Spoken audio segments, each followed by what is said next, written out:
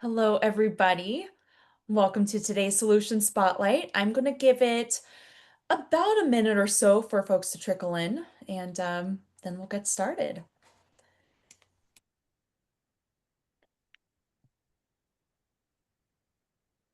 We were just, before all of you jumped on the call, Tom and Ben and I were just talking about kind of like the storms that are going on and the warm weather, cost of living and stuff like that, especially in the Washington area. Um, it's just a really good time. I'm very hopeful for this webinar, and I'm glad to be presenting it with you all. So we will give it, actually, right now, I will kick us off. So welcome everybody to today's Solution Spotlight. My name is Sarah Williams. I am the Senior Partnerships Operations Manager here at XYPN, and it is just such a pleasure to be bringing this type of content to you all and in conjunction with the folks on this screen. So RSSA, so Tom Drapala, and then Delphi advisors, Ben Leese. So today is Elevate Your Practice with Expert Social Security Knowledge presented by RSSA. And joining us, Tom Drapala, Director of Strategic Partnerships at RSSA, and then Ben Leese, Founder and Chief Investment Officer of Delphi Advisors and a fellow XYPN member. This virtual session will show how gaining specialized Social Security expertise can elevate your advisory practice.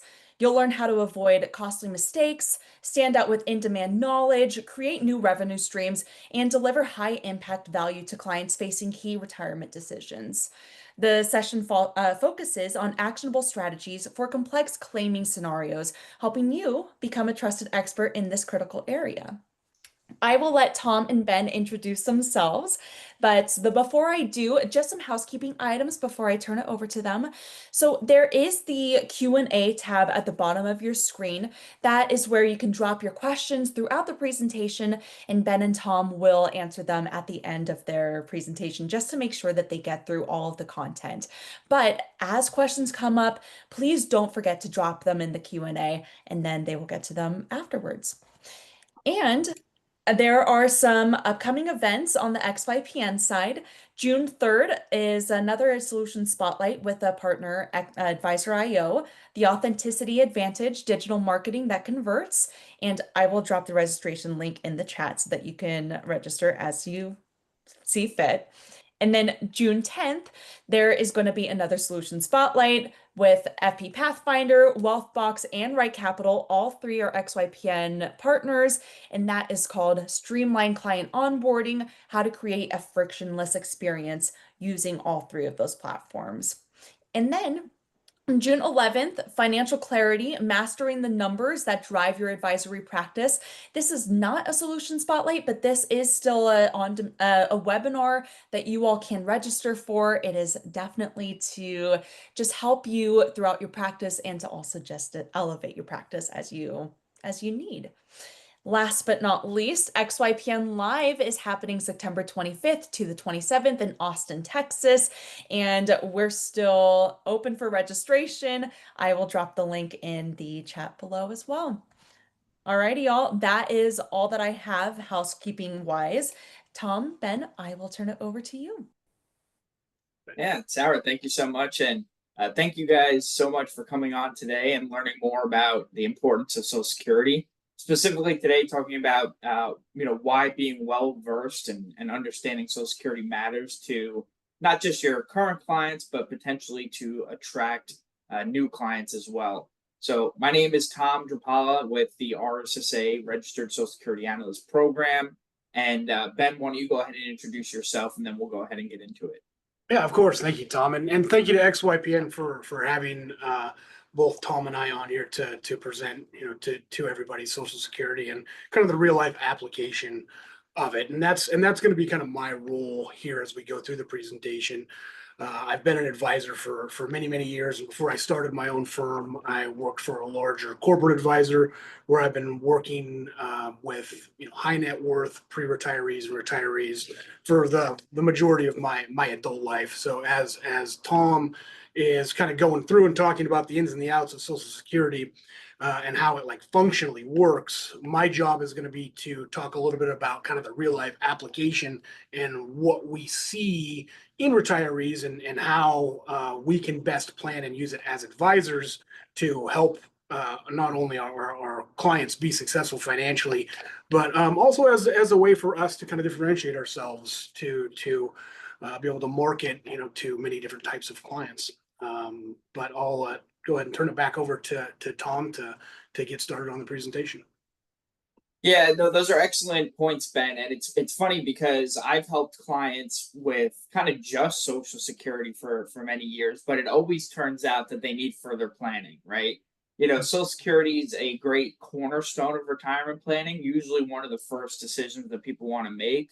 But that's where the opportunity is as an advisor to say, I want to be able to help you with this, but it does take other planning to really give you a secure retirement, right? What do you have in 401ks, Roth IRAs? What are your expenses? Kind of tailoring their Social Security and retirement plan based on their unique circumstances and obviously their goals for retirement as well.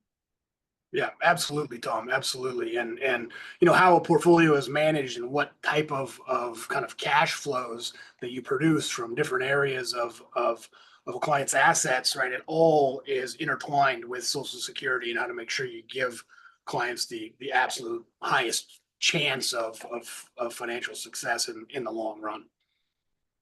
Yeah, and you know what? A lot of times, a big question is, when do I actually claim benefits, right? But that's more of a broad question because there's a lot of people who don't even know what types of benefits they're eligible for, whether that's retirement, spousal, survivor, or ex-spousal. What happens if a spouse passes early versus maybe, years down the line, and all of these decisions again all surround your client's unique circumstances, right? Somebody who has, a high net worth individual that Ben deals with versus the mass affluent of Americans that have, maybe some assets, but Social Security plays maybe a bit of a bigger role. But almost the reason why Social Security knowledge and understanding it is an important service and it's great for building client relationships is because every person, whether you're super wealthy or whether you're underserved, almost every client, if not close to every client, will be on Social Security at some point or another. Again, that might be on their own record, or it might be on a spouse or an ex-spouse, or all these different scenarios. And you want to use that, what we call more dependable retirement income that is coming in every month to offset some of those fixed expenses, right? But not just Social Security, maybe other fixed income, such as private pensions, which are kind of far and few between now, things like annuities, but then also putting the funds into other things that are going to grow their portfolio. And Ben, one of the biggest concerns for retirees is outliving their funds, right? Longevity risk. Is that some of the things that your clients ask you about? Absolutely, absolutely, and especially when you're looking at a couple, right? Because one is more likely than not to outlive the other, and in many cases you have one that's a higher earner than the other one, and figuring out exactly how and when not only to activate Social Security, but where the cash flows should be produced from other pensions and time of activation of those, and kind of putting that whole piece together to ensure that the longer living spouse might be taken care of for 5 or maybe even 10 years longer than the spouse who passes a little bit earlier. So all of those things are absolutely part of Social Security planning in combination with the comprehensive planning for clients. And as an advisor, one thing I always tell clients is we want the plan to outlive you and not the other way around, right? And so planning for longer is always a little bit more conservative when it comes to longevity risk. Yeah, and that's kind of why, when you're working with clients, you want to try to tend to not give a broad answer like just collect at 62 because you might not live very long, or just wait all the way till 70 because you'll get the most. A lot of times that, is going to be too generic of an answer, right? Because again, if you tie it into their plan and really think about why they're claiming at a certain time, that will offset that longevity risk along with their other assets and kind of tying into their expenses and things like that, it's going to help them, especially down the line. Even though they want to claim early, a lot of times maybe it's working a few extra years or delaying a few extra years to a more optimal time based on their circumstances. So, and I even like this statistic here we took from Allianz. 53% of Americans said they have limited knowledge of Social Security or how it fits into their retirement plan. So again, this is really important because it shows a lack of knowledge out there. And let's face it, Ben, I mean, trying to deal with the Social Security Administration these days is beyond frustrating, right? Yeah, absolutely. And for those of you watching, Tom and I talked about calling Social Security just the other day, and how many times we've had to call and call back and get the right answer versus the wrong answer, and a lot of times it is extraordinarily difficult to get good answers from Social Security. One rep being trained or having more experience far more than the other. So it's very understandable that the average citizen has very little understanding of the inner workings of Social Security, for sure.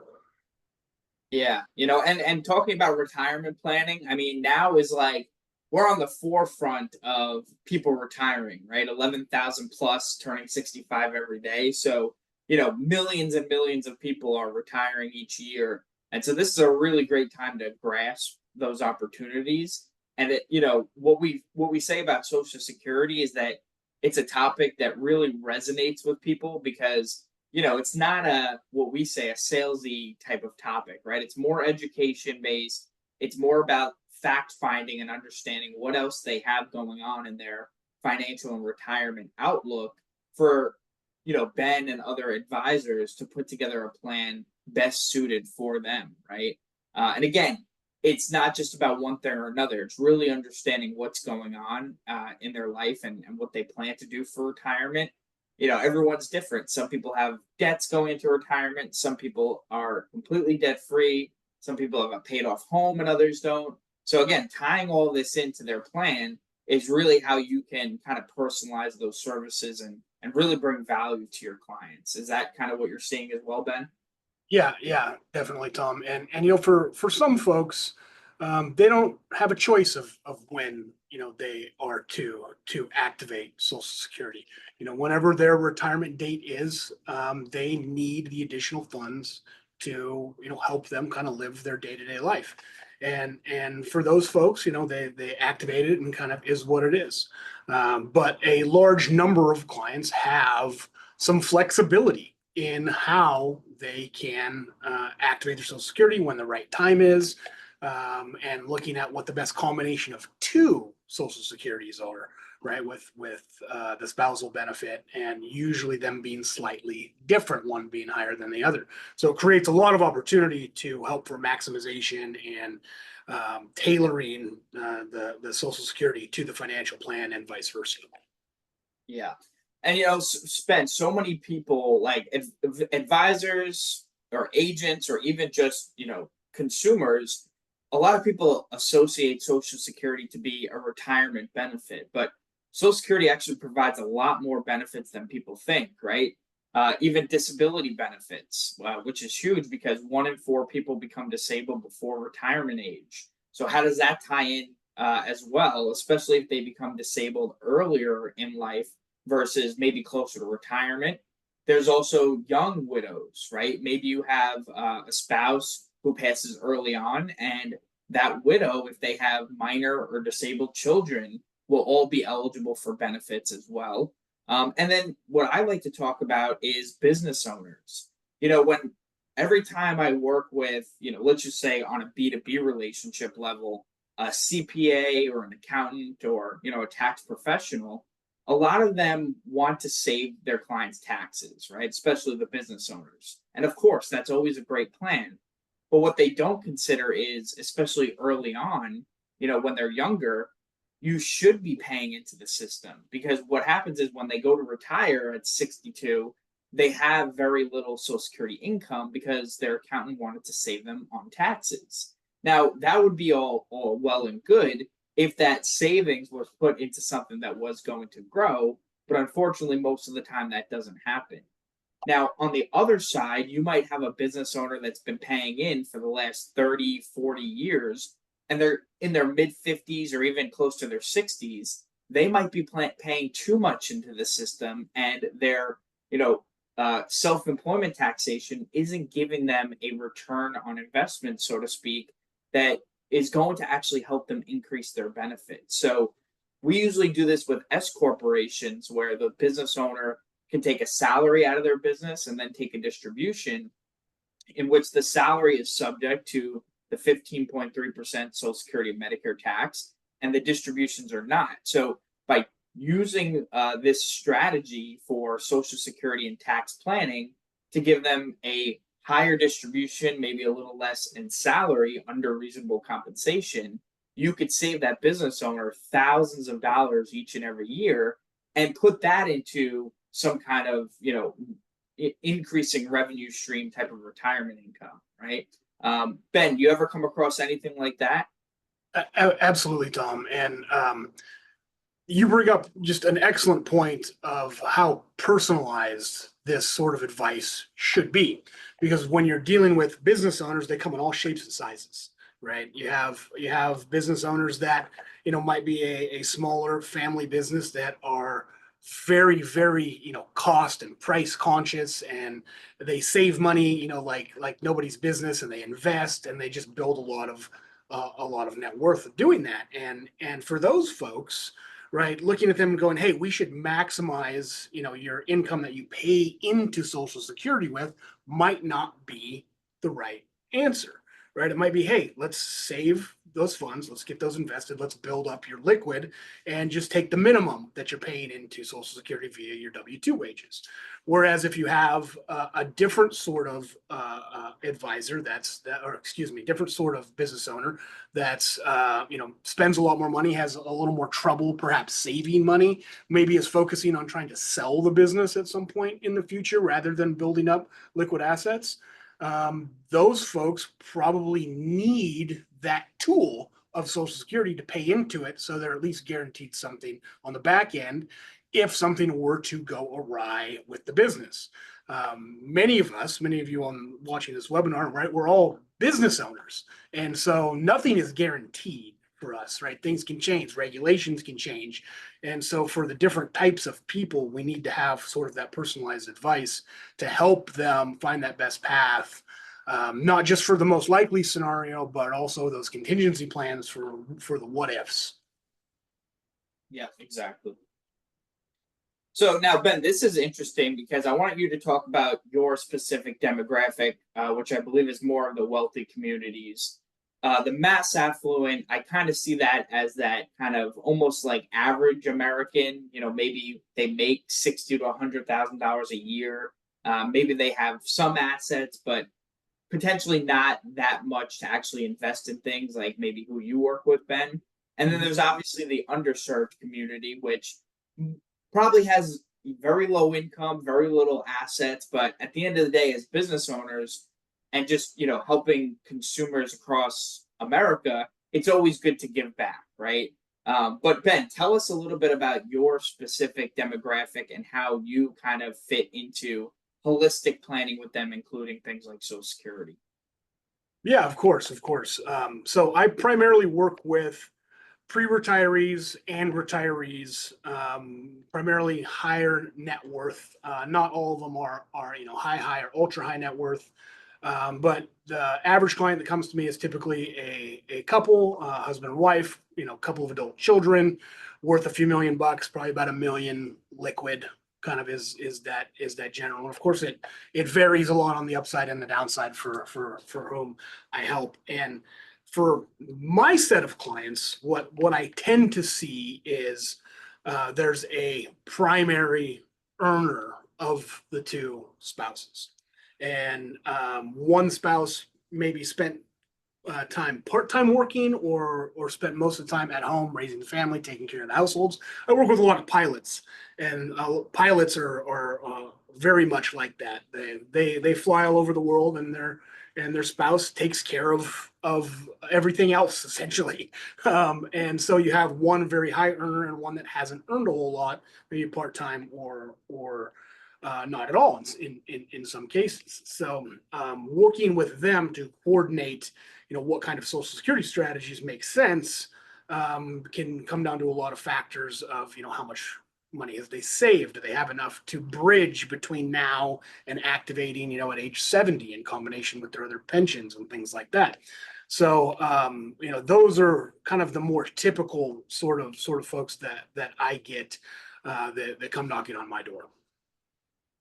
Yeah, I'm glad you brought that up too, because we're, everyone on this webinar, we're going to be doing a case example at the end, which basically explains what Ben is talking about, where you have maybe an older, higher earner spouse, and then a 5-year age difference with the younger, lower earning spouse. And there's many different scenarios for Social Security. It might be a, lower earning spouse who doesn't even have enough credits to qualify for Social Security on their own. So they're going to be relying solely on that higher earner's record.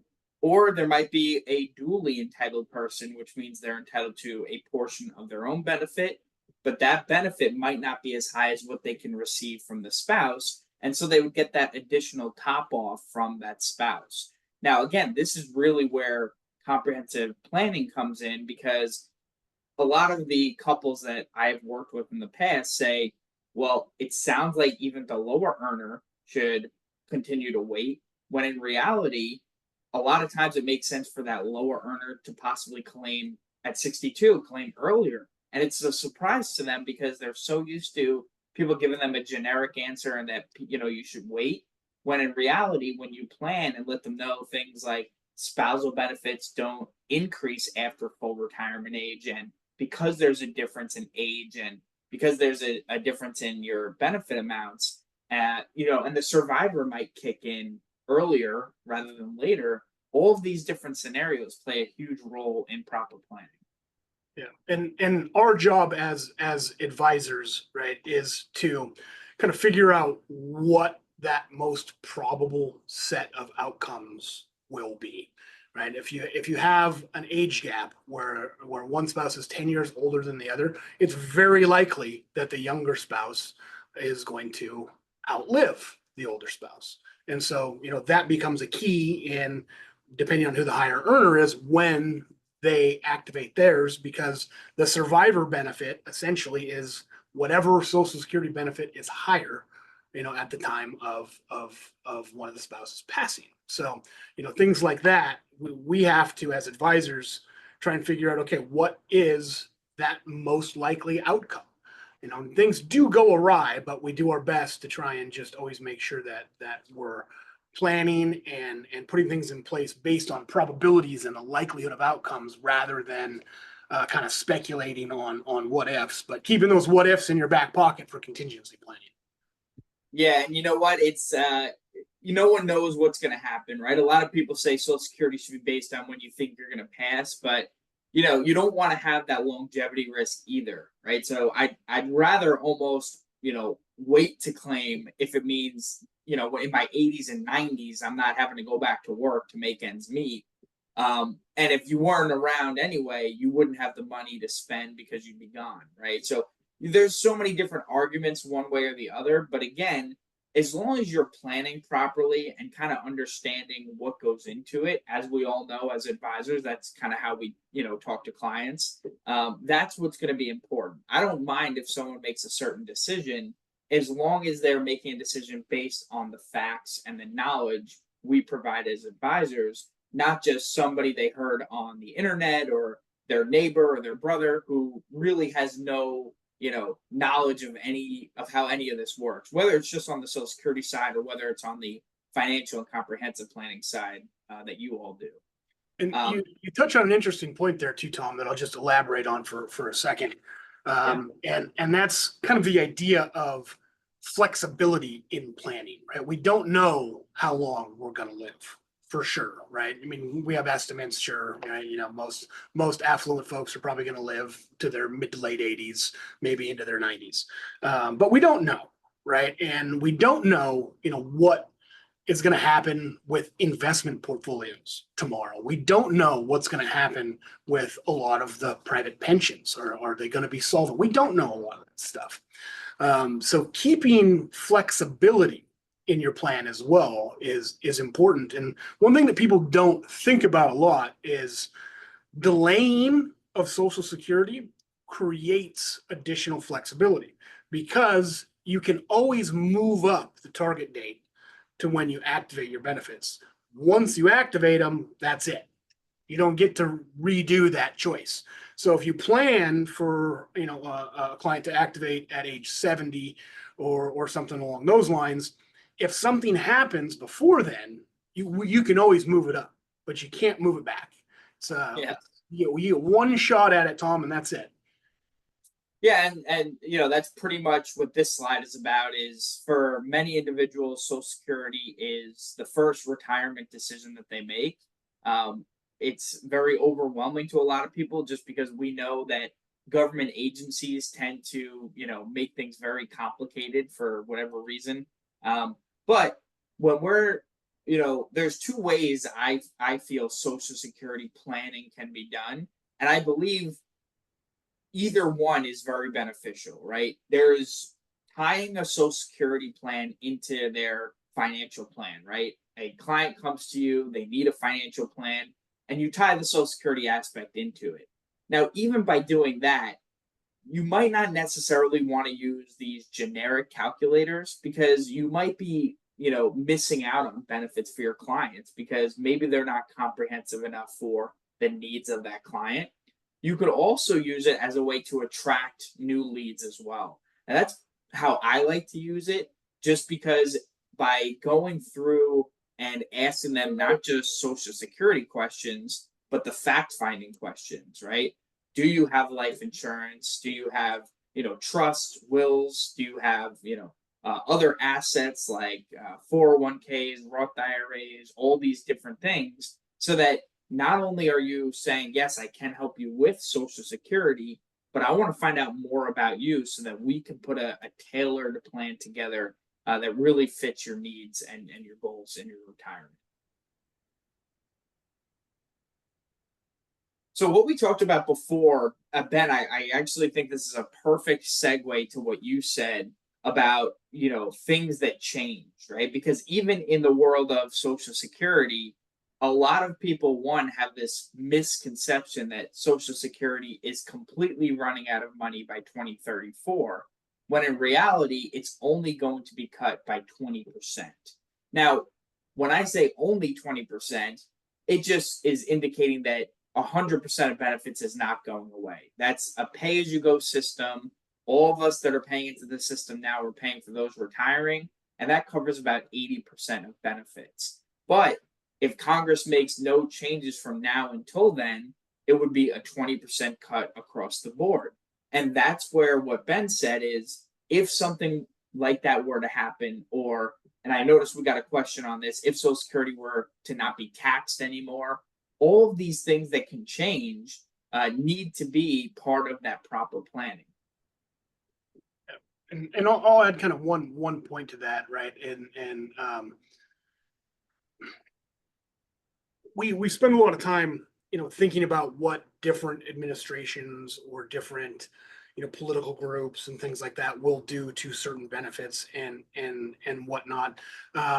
But despite a lot of the rhetoric and things that are out there, I think both sides of our political party, of our political spectrum, are invested in Social Security for one simple reason, and that's because it's political suicide to those who don't get something done. Now, we look at it now and go, okay, well, it's 2025. This is going to happen in 2034. They should be doing something now. But the truth is the government waits. And they've done this before. And Tom, you might be able to speak a little more to the specifics of the historical context here. But usually they wait till just right before they're going to run out of money, and then they make the changes, right? Yeah. And the changes that need to be made are really very simple to make this thing solvent, right? Yes. Push back full retirement age a little bit. You increase the total cap on taxable income a little bit. And what they did in the 70s and the 80s is they just increased the percentage a touch as well. So a series of these very small changes it from 80% funded to 100% funded. Yep. A matter of weeks, essentially, right? And so it Yep. can be done, and it most likely will be done. The administration that fails this, they're not going to be in office.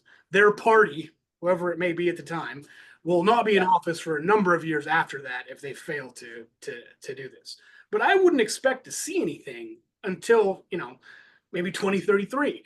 If not further, if not further. Yeah, it'll be close, but they're going to wait. They're going to kick the can. That's what they do. And there's a lot of focus kind of on like the current administration and the rhetoric that's been being used. But one of the most damaging things that we've actually seen happen to Social Security in recent history, as far as being able to be funded, is removal of the GPO and the WEP, right? Which gives more benefits to people who have government pensions. And there hasn't been a lot of talk about that, but it's kind of gone in the opposite direction. And so not only do benefits need to potentially be adjusted as far as like full retirement age and things like that, but the taxation can be fixed like fairly simply. And we need to, as advisors, be kind of that rational voice of reason with our clients and help them make the right decisions, knowing that the probability, the most likely outcome is that they do fix this, right? Is it possible that they don't? Of course, it's always possible. Anything's possible. But the most likely outcome is that they do get this fixed to some extent. It's not going to be the exact same as it is now, but the likelihood of actually seeing people go through a 20% haircut is very low, in my opinion. Yeah, so I'd love to bring up a couple more points on this, Ben. The last time this similar thing happened was in 1983. They ended up making changes in 1983, right? Just as it was happening.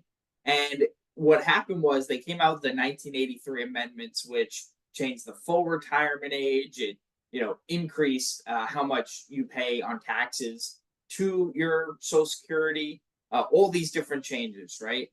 Now, that was supposed to prolong that extra surplus, the 20%, through 2020. Now, we're obviously past 2020, and now it's expecting to go to 2034. So those changes that they made lasted well beyond what they thought. And just like Ben said, something as simple as raising, we've been paying 6.2% into Social Security since 1983. That hasn't been changed. They can increase that a little bit. They can take the cap off so that you pay Social Security taxes on all earned income. There's a very easy changes that can be made, and also even on the benefits. Right now, children can get benefits, and maybe they take that away, or maybe they change how the cost of living adjustment works. There's different things that they're talking about, but again, as Ben said, Social Security's too important to too many people, especially the voters. And so they're going to make the changes necessary come that time. And it's just one of those things where there's a lot of fear mongering going on right now between the news and, clickbait online of saying Social Security is running out of money, or Social Security offices are shutting down, or you have to show up in person to show your identity. All of this is just, fear mongering. And a lot of it is misinformation, which is very common with Social Security because it's about getting clicks, and it's about you should read my article or listen to my news station. That's just the way Social Security is because it is such a broad topic. But actually having the knowledge, what I've learned, Ben, is having the knowledge not just to talk about these Social Security rules and regulations, but talking about things like this to clients really shows your knowledge of what is going on more, broader, and it really shows your knowledge and builds that trust with clients as well. Yeah, I agree with that sentiment, Tom, for sure. And as I had mentioned, in my previous rant, is that our jobs as advisors is to keep our clients, kind of on the straight and narrow, and try and help them get past the emotional aspect that comes along with finances, with investing, which with the financial entertainment industry that we see on TV every day, and help them get through and get past that stuff. And so we need to ourselves make sure that we're doing the work to understand kind of the history and the political nature of these things, so we can be sort of that guiding light when things do get into a fervor, which every 4 years about half of my clients get into a fervor. So Exactly. yeah. They think the world is coming to an end. So yeah, it's crazy. So a couple of statistics here showing how people rely on Social Security for their retirement income. 1 in 3 Americans, so that's basically 33 1/3%, rely on Social Security for at least half of their retirement income. 1 in 7 rely on it for at least 90% of their retirement income. And overall, 96% of people basically don't choose the optimal strategy. Now, it's not the maximized option, meaning that they should wait all the way till 70 or potentially full retirement age, but it's again tying into their financial and comprehensive planning of when is the most optimal time. What is a benefit timing and amount that fits into their holistic planning? And a lot of people get that wrong. And a big part of it is being simply uneducated about the different nuances, the pitfalls, simply collecting at a time without doing any research or speaking to a professional like you guys on what kind of plan really fits into their situation for a secure retirement.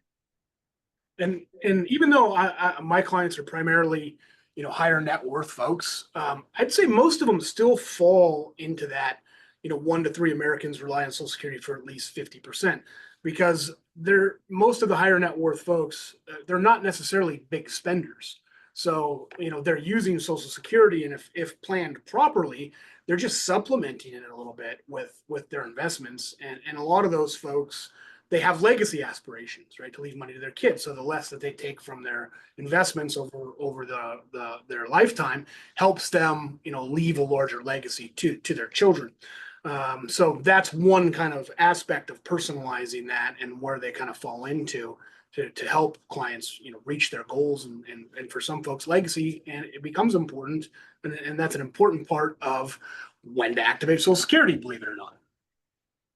Yeah, exactly. Because Social Security doesn't go with the children; it's gone after they're gone. So yeah, to leave a legacy, they want that other retirement income, which obviously can be handed off. And Ben, I think most people on here should know there's what, a $75 trillion wealth transfer happening over the next several years. That and talking to retirees about their children and planning with their children is becoming more important as well, because we're at a time where it's the average person is just not saving for retirement. They're not paying into 401ks. There's barely any private pensions anymore.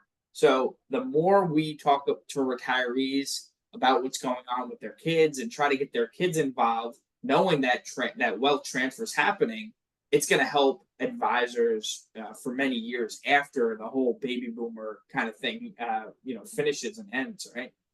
Yeah, yeah, absolutely. And we'll see how it all kind of transitions. It seems like for as long as I've been doing this, the younger generation has never had any money, but eventually they get money somehow. So, Well, maybe it's the legacies and the inheritance yeah, things, it right? could be. It could be. It could be. But at the same time is and what I try to teach my kids, Ben, is they should plan earlier, because even if you're, and we everyone kind of knows this, but if you pay in even a little out of your paycheck into 401ks or whatever, the earlier you do it, the more years you have for it to compound. And by the time you're 60 or 65, you can have millions of dollars just in that. And people retiring now wish they had $1 million. That would be a good retirement for them. I think I just did this survey recently with my team, and it said like the average person has like 100,000 saved for retirement, and that's clearly not even close to enough, right? Right. So Ben, we talked about this before of where clients can really get help with Social Security, and we're not even talking about full financial planning because it really does take a specific individual like you, Ben, and the others on this call to really get into the financial and retirement planning aspect of it. But even just simply for Social Security help, I mean, you can't go to the Social Security Administration. They're not even allowed to give advice. But like you said, you call them, a handful of times, you're getting a different answer, part of a different answer every time. And then, people are looking for this information, but they get misleading information online. Maybe their advisor isn't well versed in this. So what have you felt of value learning about Social Security and bringing that value to your relationships and your clients and helping them with this? Yeah, absolutely. Well, if you're fluent in bureaucrat, the Social Security website is actually very robust, but it's very hard to interpret in a lot of cases, kind of what they're saying or alluding to, right? They try and give a lot of examples, but sometimes the examples like don't make sense. But if you're familiar with that sort of language, then it's a wonderful resource. But to plug NARSA a little bit here, Tom. As I'm a registered Social Security analyst, also like Tom is, and a financial advisor, and NARSA provides a lot of resources for Social Security analysts to get weird questions answered. Right. So a lot of the basic stuff is fairly simple, right? How Social Security benefit grows if you delay it, how much, spousal benefit can be, and what kind of haircut you take if they do it early, what a survivor benefit is. These are all stuff that we kind of, well, for me in particular, I work with on an everyday basis, right? These are the basics, the fundamentals of Social Security. But when I come across weird stuff, that I don't come across very often, reaching out to someone at NARSA has been helpful. I asked Tom a weird question just the other day about when you should stop paying Medicare payments if they delay the activation of Social Security, if it takes them longer to actually start paying the benefit. So questions like that just rarely come up that clients might ask you. NARSA has been a pretty good resource and have a lot of educational materials as well. But it's up to us as advisors to make sure that we're digging through all that and trying to figure out how to make ourselves best armed for these discussions and for helping clients. Yeah, and so I wanted to make sure we have time for the case example. But the last thing I'll end with here before we get to that is, again, we all know as advisors, you need to be able to have holistic planning, right?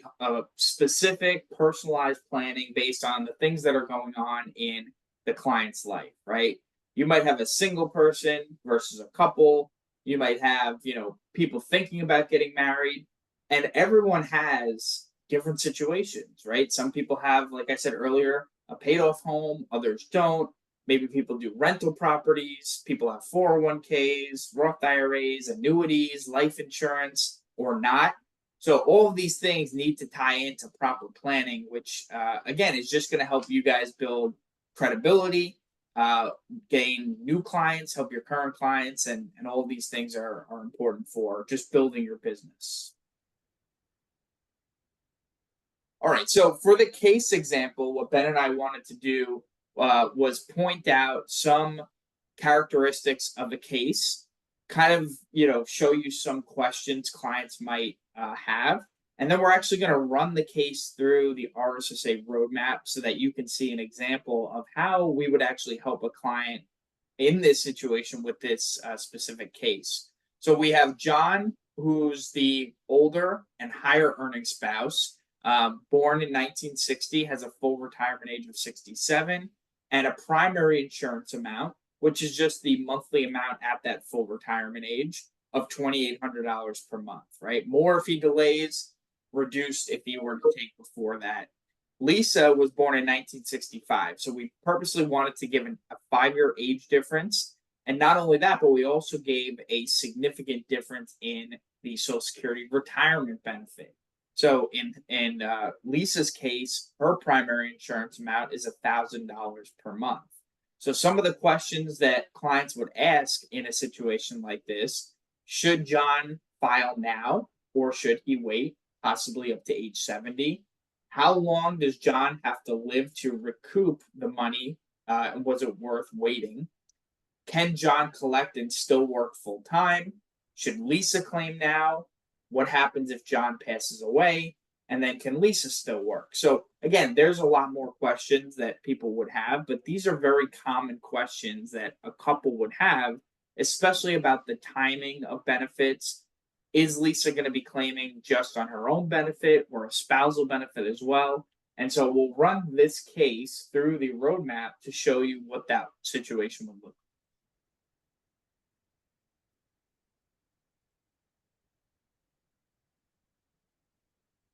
So I'm going to add a new client here and just kind of give some faux information based on that. We'll just call it John Smith. And while Tom's going through and plugging that in, for those of you that aren't familiar with the RSSA tools, the roadmap is their proprietary Social Security maximization tool. We've seen the ones, a lot of you have probably seen the ones that are in like Right Capital or eMoney, or some of the other third-party ones. It's kind of very similar to those, but proprietary to NARSA and to RSSA. And it's a pretty simple tool that focuses primarily on Social Security, although it does have some options to gather some additional information from clients if you put the public-facing link out there, essentially.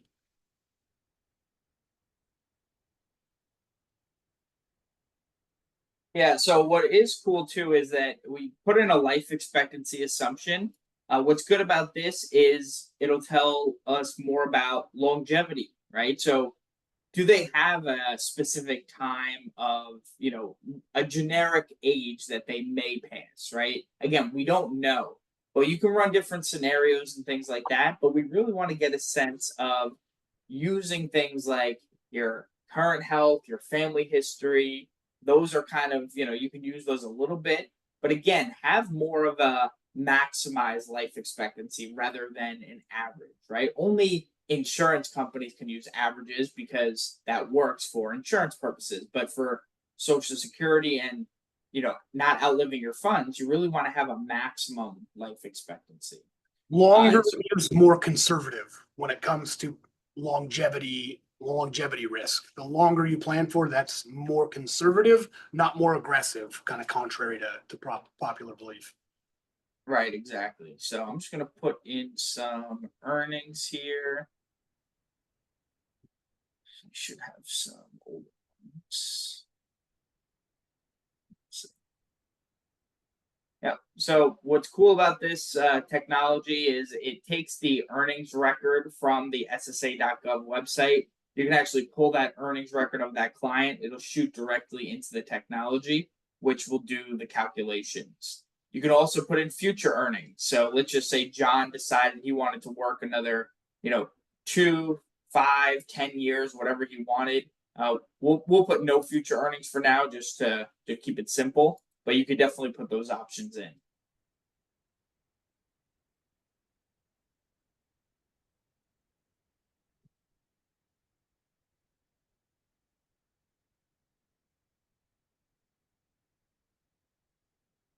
And by using kind of the year-by-year earnings, and then you can do an estimate of future for younger clients, it just gets you a more accurate estimate of potential Social Security benefits rather than just going off of what you see on the statement. For a lot of ballparks, right, statement is fine, but if you do some kind of intricate planning, getting the actual earnings record is always recommended. Yeah, and then clients will put in their retirement assets. So this is really good for kind of just having those conversations of full financial planning and if there's a suitability for it, right? By having all zeros in here, maybe they're not, a good candidate or fit for full-on financial planning because they just don't have the assets, they don't have the income. But maybe this is good for just helping them with Social Security or other things like life insurance or Medicare or things like that. But this is a really great fact finder to find out what they have and what's going on. And if you're doing it for like a prospect and trying to get create new clients, it's a wonderful tool for that. When you're using it for kind of your current set of clients, you can leave a lot of that stuff blank if you already know it, right? You don't have to go in and fill all that additional information out if it's not necessary in the activity. Yeah. So one big thing here that we look at for clients like this, and I did put in the two earnings, might not necessarily show the exact PIAs that we had in the example, but I wanted to point out that we want to show clients every single option, right? Monthly, annual, lifetime benefits, really show them what they're eligible for. And then if we click on any examples within here, it actually tells the client whether they're entitled to a retirement benefit, spousal, survivor. There's even dependent benefits that we didn't talk about today, but minor or disabled children might be eligible. And then there's deductions for those who are still earning, making too much income if they're collecting before their full retirement age. So specifically, Ben, if I go back to the case that we were talking about, how would you walk a client through this scenario, as far as it relates to their financial plan as well? Mm-hmm, mm-hmm. Without having, kind of some additional information on other sources of income, assets, stuff like that, it's hard to, really speak to a very specific, plan for a scenario like this, for a case like this. But if we focus on just kind of the Social Security aspect of it, and I'm sure when we look at the analysis, it'll kind of be similar to this. But when you have one spouse that is a little bit older and a little bit of a higher earner, the maximization recommendation is probably going to be for them to activate at 70, to start their benefits at 70. And for the younger spouse, probably somewhere around FRA, right, full retirement age, so somewhere around 67, but not past 67. Sometimes the maximization will be at 66 or 66 and 6 months, kind of depending on how much more they may or may not get, especially with an older spouse. So that's probably going to be the maximization recommendation. So as we look at these questions, right, should John file now or wait? The maximized is probably going to be at 70, and we'll see that shortly. You'll show us. And when we see the how long does he have to make it worth waiting, right? How long does he have to live? Well, in general, those break evens are typically right around that 80 mark, between like 79 and 80, yeah, depending on the scenario. So any year you live past that break even, right, that's just kind of icing on the cake for that maximized strategy. And Ben, this is just, we're talking generically about Social Security only as a maximized benefit, right? But if you throw in those assets and their timing and planning, that 70 and full retirement age could change drastically depending on, do they want the income now so that they can leave more in other retirement assets so that they have funds to leave an inheritance and other things like that. Maybe they have life insurance so that the survivor benefit doesn't necessarily need to be a max benefit because they know they're still protected in that sense. So yeah, this is all about proper planning for clients, and tying this in and just helping them with this is obviously a piece of it, but an important piece of that. So yeah, I would say at this time we have about 5 minutes left. We'll answer some of the questions in here. And then, Ben and I are available if you want to send us an email. We'll make those available to Sarah so that you can reach out if you guys have any additional questions. First question, since the current administration is stating that Social Security is not going to be taxed, that means Social Security is not going to impact the tax return anymore. Is that right? So yeah, Ben, I've heard a couple things about they're not going to no tax on tips, no tax on Social Security, things like that. That does impact the trust funds a little too, because the taxes on Social Security actually went back into the trust funds. Do you have anything to share on that? Well, just in general, I've been doing this a long time, and there is always these things thrown out about what could possibly happen with taxes.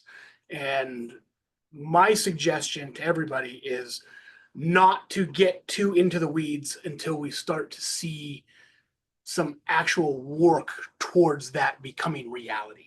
Right. And because even if, a bill like this gets passed, the likelihood of it going in exactly as proposed is almost zero. So whatever they're talking about now, whatever comes out the other side, it's going to change the way we have to look at everything to start with. So just not investing too much, being aware, but not investing too much time and analysis into the what if of the taxes and legislation. The process itself just waters everything down so much. And to Tom's point, if they don't tax Social Security, that's going to pull that 2034 number back to 2033, 2032 as far as funding goes, because the tax on Social Security contributes to that trust fund. So yeah, they haven't talked about that either. So there's lots of things that are likely to change before anything like that becomes reality. Yeah. We got an excellent question here about IRMA, which is income related monthly adjustment amount for purposes of the Part B premium for Medicare. The general Part B premium is $185 per month, but depending on your income, and it's not just earned income, but it could be retirement income, it could be the sale of a home, inheritance, all of that counts. And there is a 2-year look back. Now, there's a form that could be filled out. This is part of the question is, what about life-changing events where 2 years ago, maybe someone had a sale of a home or inheritance, or they were working, and now 2 years later, they're not. They probably shouldn't be subject to the same IRMA because of the income from 2 years ago if they're no longer going to be having that. And so there is a specific form that can be filled out. So again, we'll provide Sarah with my contact information. I've done a lot of IRMA form fills for clients and things. So if you need help with that, we can help you figure that out as well.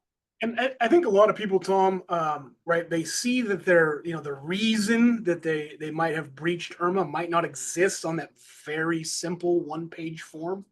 I still suggest appealing it. Yeah, write a letter, exactly. Check one of the boxes, send it in, or have your clients go and sit with a Social Security person, at the local office and plead their case. You don't know how many times I've seen appeals approved that had no business being approved based on the form, right? Because the form only has like 5 different options that you can select. But you just select one of them, you write a letter, and you kind of a coin flips chance that they might approve it. So if you have clients in that situation, it only takes you a few minutes to draft up a letter and fill out that form. So that's definitely what I would suggest doing. Yeah, so we wanted to, Sarah, come back on and just, we wanted to say thank you to everybody, and we appreciate you all being here. Again, you probably have more questions. We'll let Sarah know about our emails that you guys can feel free to reach out to us if you have anything further we can help with. Awesome. Well, thank you. Big thank yous to you, Tom and Ben, for being with us today, for talking about Social Security and really just giving us all of this information. As Tom noted, we will get their contact information. So if you have any questions for either of them after the fact, then you can reach out to them. Tom, I saw a question in the Q&A about the presentation slides being available. Would that be something you can send to us as well? Yeah, we can make those available. Awesome. Cool. Well, the recording will also be available after the fact, so you can watch this as you need. And then if you are interested in enrolling to be an RSSA or just wanting to learn more, then you'll have Tom and Ben's contact information. There's also a link that I swiped from their website. So there's that as well. And if you're interested in joining XYPN membership, you can schedule a call with an XYPN team member, and that link there is going to get you to there. And then last but not least, as you are leaving this webinar, please do fill out the feedback survey that's going to pop up. We love just learning what we can give to you as far as content or provide to you as far as content, and really just want to know how today went. So without further delay, again, thank you both for your time. Thank you all for joining us, and hope you have a great rest of your day, everybody. Thanks, everybody. Thanks. Bye-bye.